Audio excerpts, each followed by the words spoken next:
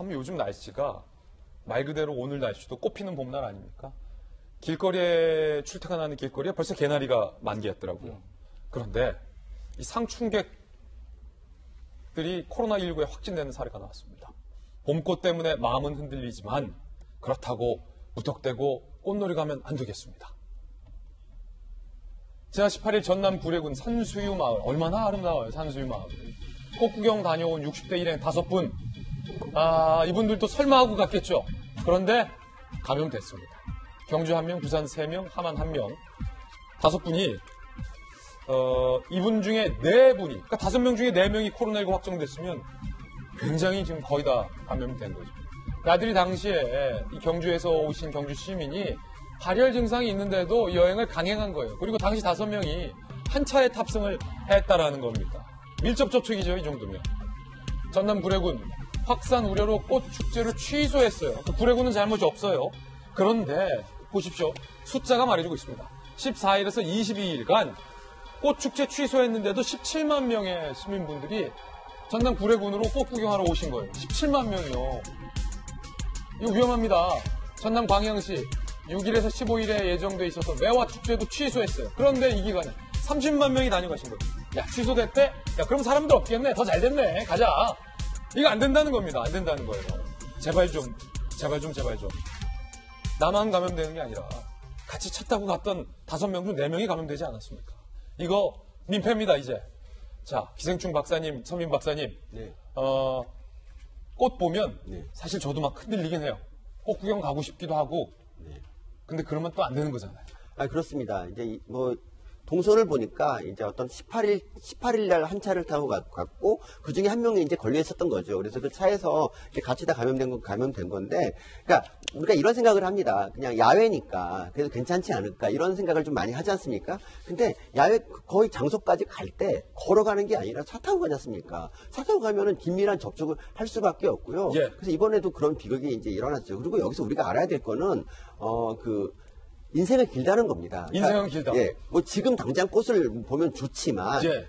그러다가 코로나 걸려서 폐가 손상되기라도 하면, 예. 그다음부터는 인생의 남은 기간을 꽃을 못 보고 살 수도 있습니다. 내년에 보면 된다. 그러니까 내년에 보면, 코로나 때문에 폐가 손상이 돼버리면, 이제 어디 잠깐만 움직여도 폐가 안 좋으니까. 앞으로 못 본다.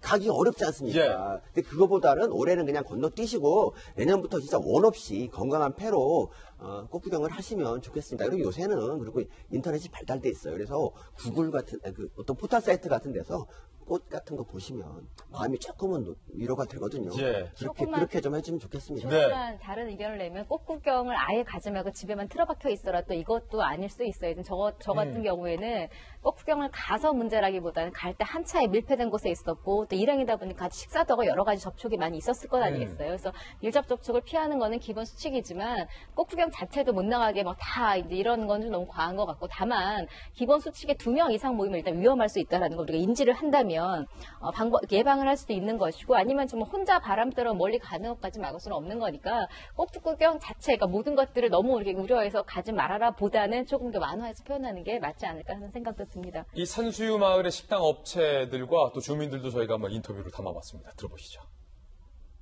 그렇게 정부에서 나들이 오지 말라고 집에서들 있으라고 하는데 그거를 15일을 못 참고 못 오게 되는데 큰일 났네 이 정도면. 이거 국민들이 서로 다루다가 안 터지고 해야 되는데 우리가 이거 총장님 저희가 괜찮을까 했더니 이거 온 사람을 막을 수가 없더라고. 코로나 때문에 집에 갇혀있다 보니까 너무 답답하기도 하고 참 이게 이 집에만 있으니까 너무 답답해서 내가 걸릴 줄 알고 갔냐라는 시민분들의 마음도 이해가 되고 그 지역에 사는 주민들 입장에서는 그 청정 지역이고 시장이 오지 말라는데 그걸 또 무턱대고 오냐라고 걱정하는 주민들의 마음도 이해가 되고, 또 그러면 우리 장사하지 말라냐는 상인들의 마음도 이해가 되고, 또 예쁜 꽃의 마음도 이해가 되고, 참 모두가 다 안타까운 상황입니다. 또 하나의 이슈는 진해군항제. 저도 진해군항제 국방부 출입했을 때 매해 갔었는데 사람이 벚꽃 보러 바글바글합니다. 그런데 이 진해군항제도 결국은 취소가 됐는데 여기도 또 비상이라고요. 이야기 들어보시죠. 요즘은 사람이 부딪히도 무서운데 안 왔으면 좋겠어요. 그래서 좀 단속을 많이 해줬으면 좋겠어요. 코로나19 감염병 사태의 엄중함을 감안하시어 이번 봄만은 시내 지역 방문을 자제해 주실 것을 다시 한번 간곡하게 당부드립니다. 대하이 여기 전체가 폐쇄가 되거든요. 그래서 좀 협조를 좀 부탁드립니다. 바깥으로 좀 나가주시면 감사하겠습니다. 예. 고마워요.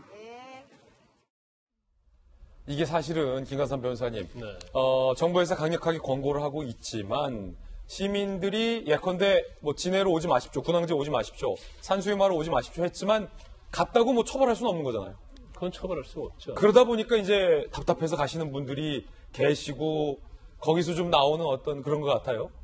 근데 그런 것 같아요. 그러니까 우리가 뭐 물론 어떤 의심 증상이랄지 아니면 밀접 접촉자라서 14일 자가격리하라.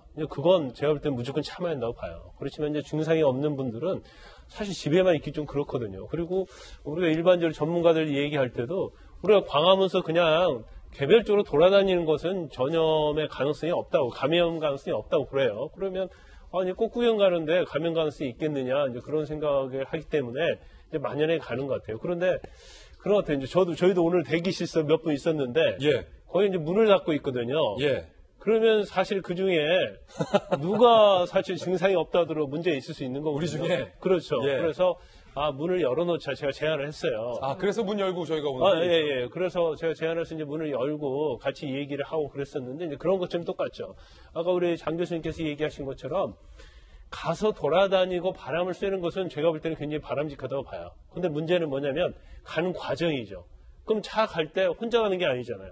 그리고 그냥 뭐 집안 가족끼리, 그러니까 평소 때 방에서 같이 한 집에서 생활하는 사람끼리 간다 하면 또 모르겠지만 대부분 뭐 어머님 모시고 가고 주위 사람들 야 같이 놀러 가자 하고 가거든요. 근데 그러다 보니까 이제 이런 경우가 좀 생기고 또 가면 또 밥 안 먹을 수 없잖아요. 그럼 식당 가면 사람들이 꽉 차 있어요. 그럼 위험해요, 사실은. 그럼 밥 먹으면서는 또 우리가 마스크 쓰지 못하잖아요. 그러면 사실은 감염에 노출될 위험이 굉장히 많다는 거죠. 그래서 만약 가게 된다 하더라도 혼자 가든지 도시락을 싸갖고 가든지, 그래서 우리가 아무리 지나치게 걱정한다 하더라도 지나치지 않다. 그걸 좀 명심해야 할 것 같아요. 지금은 어쨌든 상당히 모두가 다 조심을 해야 한다라는 건데, 예컨대 이런 경우는 어떡합니까? 의심 증상이 있는데도 불구하고 동행자들한테 이야기하지 않고 같은 차를 타고 어딘가를 갔어요. 그래서 같이 동행해 있던 사람들도 결과적으로 특정인 때문에 감염이 됐다라고 했을 때 감염된 사람이 감염을 시킨 사람에게 뭔가를 뭐 문제 제기를 하거나 법적으로 피해 보상을 요구한다거나 그런 일도 뭐 발생할 수 있는 겁니까, 그러면? 있죠, 충분히. 충분히 있다. 그렇죠. 이제 형사적으로는 상해나 뭐 과실로 인해서 상대방의 어떤 몸에 신체 완전성을 해했느냐 하면 사실은 뭐 범죄 행위도 될 수 있는 거고요. 근데 이제 거기까지 이걸 적용하기는 쉽지 않지만 내가 의심 증상이 있고 차를 같이 타고 밥을 같이 먹고 커피를 마시면 상대방이 충분히 감염될 가능성이 있다는 걸 예견할 수 있는 거거든요. 그러면 나중에 감염된 사람이 피감염자가 그 감염을 전파한 사람에게 손해배상을 충분히 청구할 수 있어요. 그리고 그것만 입증이 되면 또 손해배상을 해줘야 하는 거죠. 그렇군요. 자, 지금 각 지자체에서는 제발 올해도 오지 마시라라는 당부를 하고 있는 상황입니다. 잘 유의해야겠습니다.